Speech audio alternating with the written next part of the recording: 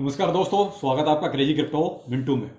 Market आपका वही 45,000 46,000 के बीच में चल रहा है बीटीसी प्लस, लेकिन आपके लिए समस्याएं धीरे धीरे बढ़ती जा रही हैं। अब आप कहेंगे ये कौन सी एक नई समस्या पैदा हो गई, और वो है साहब देखिए इंटरनेशनल एक्सचेंज को लेकर।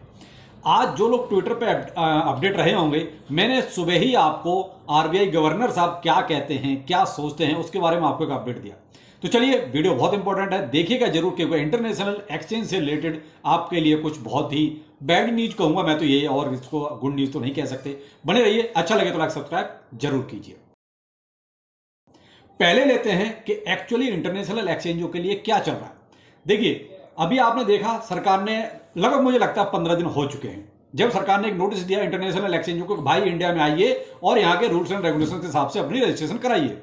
लेकिन किसी ने भी अभी तक कोई ऐसा स्टेप नहीं उठाया है कि आखिर चल क्या है। एक्सचेंज आना चाहते हैं, रजिस्ट्रेशन कराना चाहते हैं, नहीं कराना चाहते हैं, क्या है, कोई भी पब्लिकली आके इस चीज को नहीं बोल रहा है। तो इसलिए कुछ पता भी नहीं चल रहा है कि एक्चुअली पीछे बैकग्राउंड में चल क्या रहा है। सरकार के साथ किसी तरह की कोई बातचीत हो रही है, नहीं हो रही है, या क्या प्रोसेस है।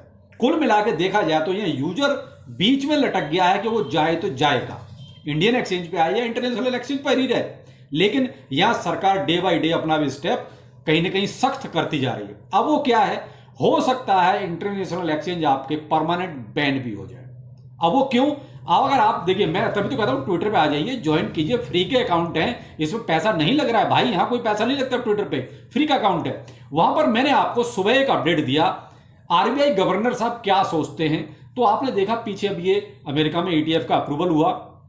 आरबीआई गवर्नर साहब को साहब कोई लेना देना नहीं है, क्या हुआ क्या नहीं हुआ, उन्होंने साहब क्लियर कट बोल दिया कि साहब ये ठीक है, उन्होंने अपने हिसाब से कर लिया, हमको कोई लेना देना नहीं। और डिटेल में अगर देखना चाहते हैं तो दोपहर का ये वीडियो है मेरा अर्न विद रोहिता इस चैनल पर, आप इसको जरूर देखिए, जहां मैंने आरबीआई गवर्नर साहब क्या सोचते हैं वो डिटेल में आपको यहां पर बताया है। इस वीडियो को आप जरूर देखिए अर्न विद रोहिता इस चैनल पर। अब आते हैं कि अब नेक्स्ट स्टेप क्या। तो देखिए साहब, नेक्स्ट स्टेप अब जो और खबरें निकल रही हैं वो ये है कि हो सकता है सरकार अब इनको बैन कर दे। वजह वही है कि कोई भी एक्सचेंज आके अभी तक ऐसी कोई भी फॉर्मेलिटी नहीं है फुलफिल कर रहा जिससे कि यहां लगे कि हाँ ये कुछ स्टेप ले रहे हैं। और देखिए, हम लोग भी पूछ ही रहे हैं, लेकिन क्या अभी तक बाइनेंस के अलावा, तो बाइनेंस ने भी क्या बोला है, ठीक है उन्होंने यही तो बोला है, हाँ हमें लगता है कि ऐसा ऐप स्टोर से और ये सब हटा दिए गए हैं तो हम ठीक है कर रहे हैं, लेकिन क्या कर रहे हैं, कितने दिन में होगा, क्या प्रोसेस चल रहा है, क्या कुछ पता है? नहीं पता। तो वो भी एक क्या है कि गोलमोल बाइनेंस ने भी जवाब दिया, ये कहो बाइनेंस ने भी खुलकर कुछ बोला है आके, तो ऐसा भी नहीं है। तो हम ये इस बात पे भी नहीं बैठ सकते कि भाई ठीक है बाइनेंस ने बोल दिया है तो बाइनेंस कर लेगा। भाई कोई एक पुख्ता क्लैरिफिकेशन देते आके तो वो समझ में आता है कि देखो साहब हमने ये रजिस्ट्रेशन यहाँ प्रोसेस शुरू किया, ऐसा तो कुछ नहीं है केवल वर्बली ठीक है मैंने बोल दिया, वैसे इन्होंने बोल दिया, तो भाई इससे तो कुछ होना जाना नहीं है। लेकिन देखिए, आपके जो मोस्टली जिन एक्सचेंजों को आप यूज करते हैं, जिन पर आप ट्रेडिंग करते हैं, बहुत ज्यादा संख्या में ट्रेडिंग करते हैं, उनका मुझे लगता है कि सभी का नाम इस लिस्ट में शामिल हो रहा है धीरे धीरे।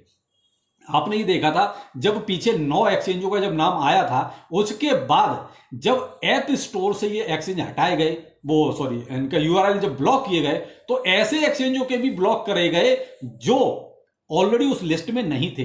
तो आप ये सोचकर बिल्कुल भी ना बैठें कि साहब हमारा उस लिस्ट में नाम ही नहीं था एक्सचेंज का, तो हम इस एक्सचेंज को यूज कर लेते हैं। तो भाई इस गलतफहमी में बिल्कुल मत रहना, पता चले कि आपने ऐसा कुछ किया और मामला आपका साफ हो गया। अब यहां मेरे भाई देखिए, आप लोगों से सिर्फ एक चीज मैं कहना चाहूंगा, आप इस तरीके के किसी भी काम में पार्टिसिपेट नहीं करना चाहते। देखिए बहुत स्पष्ट बात है, आप लोग शायद ये सोच रहे हो कि ये 2 4 5 बंदे हैं अपने आप कर लेंगे।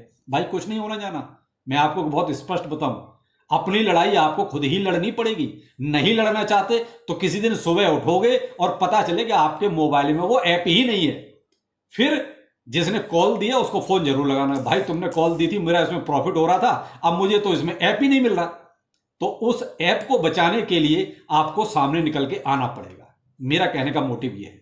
तो जब तक आप लोगों का साथ नहीं मिलेगा, हम 4 लोग कुछ चने का भाड़, वो कहते हैं, भाड़ नहीं फोड़ सकते। तो आप लोग भी निकल कर आइए। हम लोग देखिए ट्विटर पर ऑलरेडी रिड्यूस टैक्स कई दिनों से चिल्ला रहे हैं, और अब जो लोग ट्विटर पर हमारे साथ जुड़े हुए हैं वो रोज हमारे साथ हैं, रोज हमारा साथ भी दे रहे हैं। लेकिन वो कहते हैं हमारी बहुत बड़ी संख्या है, लेकिन फिर भी बहुत से लोग नहीं करना चाहते, केवल उन्हें तो एक चीज से मतलब है, फलाना कॉल दे रहा है ले लेते हैं। लेकिन भाई कॉल तो आगे भी मिलती रहेंगी, पहले ऐप को तो बचाइए। तो भाई निकल कर आओ सोशल मीडिया पर, चाहे आप ट्विटर पे आओ, टेलीग्राम पर आओ, फेसबुक पर आओ, आपका यूट्यूब पर आओ, कहीं भी आओ निकल के, और एक कम्युनिटी की पावर थोड़ी दिखानी पड़ेगी। और तब तो देखिए सरकार के पास कोई बात पहुंचेगी, तब तक इन एक्सचेंजों के पास बात पहुंचेगी। अगर आप यूं ही हाथ बांध करके बैठे रहेंगे मेरे भाई, फिर एक दिन तैयार रहिए, इंटरनेशनल एक्सचेंज इंडिया में बैन हो जाएंगे। वैसे भी सरकार देख क्रिप्टो के फेवर में तो वैसे भी नहीं अपनी। आपने अगर नहीं देखा तो मैंने कहा ना, दोपहर का वीडियो देख लीजिए कि सरकार के जो नुमाइंदे हैं वो क्या सोचते हैं। तो मेरा कहने का मतलब सिर्फ इतना है, देखिए सरकार धीरे धीरे स्टेप अपने तो बढ़ा रही है, हमें एक्सचेंजों पर भी प्रेशर बनाना पड़ेगा कि भाई रजिस्ट्रेशन कराइए। क्या हुआ, इंडिया में इतना बड़ा यूजर बेस है आपका और आप लोग भी कुछ नहीं कर रहे हैं, तो कहीं ना कहीं कुछ ना कुछ तो गड़बड़ है। इसी वजह से न तो एक्सचेंज इंडिया में अभी तक रजिस्ट्रेशन जैसी कोई प्रक्रिया शुरू कर रहे हैं, और सरकार की बात वो मान नहीं रहे, जबकि सरकार ने ऑलरेडी उनको नोटिस दिया हुआ है। आते हैं बीटीसी पर। देखिए बीटीसी आपका वही 45,000 और 46,000 डॉलर के बीच में घूम रहा है, इससे ऊपर नहीं और इससे ज्यादा नहीं। लेकिन एक चीज और आप ध्यान रखिएगा, कहीं ना कहीं थोड़ा सा लोगों में कल की वजह से पैनिक थोड़ा क्रिएट हुआ है, शॉर्ट पोजीशंस बहुत ज्यादा ओपन है, तो मे भी हो सकता है कि उन सबको लिक्विडेट किया जाए आज। ये इन्फॉर्मेशन भी मैंने आपको लगभग 1-1.5 घंटे पहले ही आपको ट्विटर पर प्रोवाइड करा दी थी, तो जो लोग अपडेट हैं उनको तो ये चीज पहले ही पता चल गई होगी। अब यहां पर और बाकी देखिए, अभी अल्ट कॉइन्स में अभी एक ठीक ठाक सा हिसाब किताब आपको नजर आया। क्यों? क्योंकि कहीं ना कहीं बीटीसी में जो ठहराव आया हल्का सा कल और आज, आप एक चीज देख रहे हैं, बीटीसी नहीं उस परफॉर्मेंस पे पहुंच रहा जहां पर लोगों को उम्मीद है।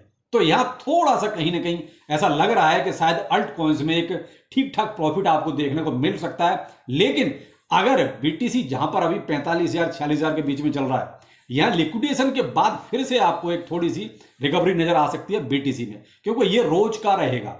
क्योंकि जो बड़ी बड़ी कंपनियां हैं जिन्होंने ईटीएफ के लिए ये सब इतना तामझाम किया है, वो महंगे पे बीटीसी कभी नहीं खरीदना चाहेंगे, उनको बीटीसी सस्ता ही चाहिए। मैंने आपसे एक वीडियो में कहा था कि देखिए अभी मैं कोई नेगेटिव बात नहीं करूंगा इसकी, क्योंकि इसके ये ड्रॉबैक भी हैं।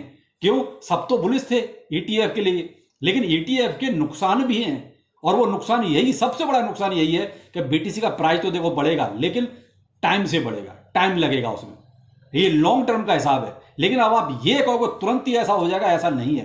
तो कहते कई चीजें हम लोग चाह के भी नहीं बोल पाते, क्यों? सब तो बहुत ज्यादा बुलिश थे। तो ये ड्रॉबैक है कि कोई भी कंपनी, जितनी ये बड़ी बड़ी कंपनियां हैं, महंगा बीटीसी नहीं खरीदेंगी। इनकी कोशिश रहेगी कि बीटीसी उनको जितना सस्ता मिले उतना बेहतर है। तो ये बीटीसी को नीचे भी समय समय पर लाते रहेंगे। तो मैंने आपको दोपहर के वीडियो में भी कहा था कि 48,000 डॉलर को ब्रेक करना, वो भी अच्छे वॉल्यूम के साथ, बहुत जरूरी है। जब तक 48,000 जो अपना एक तरह से ब्रेक पॉइंट है उसको नहीं ब्रेक किया जाएगा, वो भी अच्छे वॉल्यूम के साथ, तब तक बहुत ज्यादा उम्मीद हमें 50,000 की नहीं है। तो यहां थोड़ा सा आपको ये चीजें, वो कहते हैं नेगेटिव प्रोस्पेक्टस भी देख के चलने पड़ेंगे। तो फिलहाल ईटीएफ का तो जो होना तो देखिए हो चुका है। अब मैं आपको देखिए इथेरियम के लिए कई दिनों से, जब इस ईटीएफ का, बिटकॉइन का ईटीएफ पास भी नहीं हुआ था, उससे पहले ही आपको इथेरियम के बारे में बोल रहा हूं कि कहीं ना कहीं अब एक अच्छा नैरेटिव जो शुरू होगा वो इथेरियम के लिए शुरू होगा। तो आप देखिए बीटीसी के बजाय आप थोड़ा सा, वो तो देखिए जैसा है चल रहा है, थोड़ा सा जो नैरेटिव इथेरियम वाला है ना, उस पर फोकस ज्यादा करें। क्योंकि अब इथेरियम में आपको पॉजिटिव नजर आएगी ठीक ठाक, क्योंकि अब उसके भी ईटीएफ लगे हुए हैं, और ब्लैक रॉक का नाम सबसे पहले उसमें भी आ रहा है कि शायद सबसे पहले इसको ही मिल सकता है। क्योंकि देखिए अब बिटकॉइन में मिल गए हैं ईटीएफ, तो इथेरियम में भी पॉसिबिलिटी पूरी है कि इनमें भी मिलेगा ही मिलेगा। देखिए भाई, आज के लिए आपके लिए एक तरह से भाई रिक्वेस्ट ही कहूंगा मैं तो, कि एक तो मुहिम के साथ ज्यादा से ज्यादा जुड़िए, जैसे कि ये जो रिड्यूस टैक्स है उस मुहिम को ज्यादा से ज्यादा सरकार तक पहुंचाया जाए। दूसरा ये है कि भाई ये जो इंटरनेशनल एक्सचेंज है, इनको भी कैसे भी करके इंडिया में रजिस्ट्रेशन कराने के लिए मजबूर किया जाए। तो जरूरी है आपका सोशल मीडिया के साथ जुड़ना। तो आप ट्विटर ज्वाइन कर सकते हैं, टेलीग्राम ज्वाइन कर सकते हैं। तो चलिए फिर मिलते हैं, नमस्कार।